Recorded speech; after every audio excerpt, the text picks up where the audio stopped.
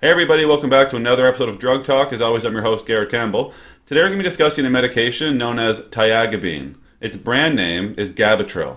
Before I talk about the medication itself, just keep in mind that this channel is for information purposes only and not to be used as a source for recommendations for your personal health care.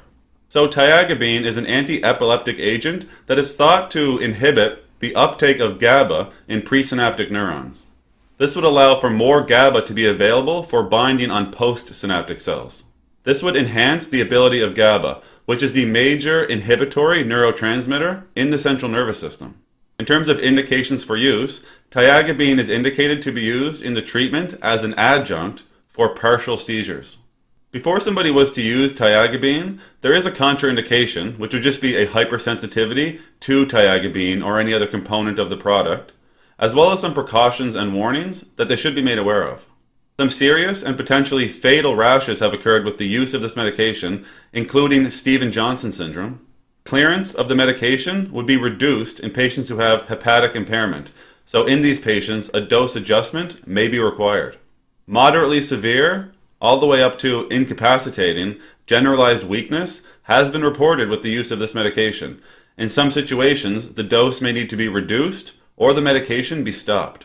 Tiagabine may cause CNS depression, so it should be used cautiously in patients who are already using CNS depressants. Impaired cognition or altered consciousness has been reported, and in some cases, it has led to hospitalization. New onset seizure, as well as status epilepticus, has been reported in patients using this medication who don't have a history of epilepsy, so these patients would have been using this medication for an off-label purpose. There may be long-term effects to the eye due to melanin binding. Patients using Tiagabine should be made aware that they may experience suicidal thoughts or ideation while on this medication. And lastly, patients should be made aware that increased frequency of seizures has occurred during withdrawal of the medication, so this medication should not be stopped abruptly. Now, once somebody is cleared of that contraindication and made aware of the precautions and warnings, and they start to use Tiagabine, they can expect to receive their dose in tablet form. So when somebody is using Tiagabine as an adjunct therapy to treat their partial seizures, they would start off using 4 milligrams once daily.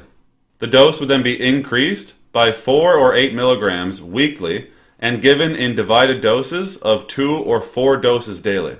The maximum dose would be 56 milligrams in one day. Patients should be made aware that they should administer their dose with a meal. Now, as with all medications, there are some side effects or adverse reactions that people may experience while using Tiagabine, so I'll go over some of those here now. 5 to 7% of patients experience abdominal pain, 11% may experience nausea, and 2% may experience itchiness. Anywhere from 18 to 23% of patients may experience abnormal weakness, 5% may experience confusion, while 4% may experience difficulties with their speech. Dizziness can happen between 27 and 31% of the time, and about 10 to 14% of patients report a feeling of nervousness. Somnolence and tremor can happen up to 21% of the time, and up to 14% of patients report being unable to concentrate. Some more rare but serious side effects would be Stevens-Johnson syndrome, status epilepticus, or the development of suicidal thoughts or ideation. That's all we're going to talk about today with Tiagabine or Gabitril. As always, I'm thankful you took the time to come by and watch one of my videos. If you found the information valuable and you'd like to help me grow this channel, you can like the videos, share the videos, or most importantly, subscribe to the YouTube channel. There's also some links in the description you can check out as well. That's it for today. Take care.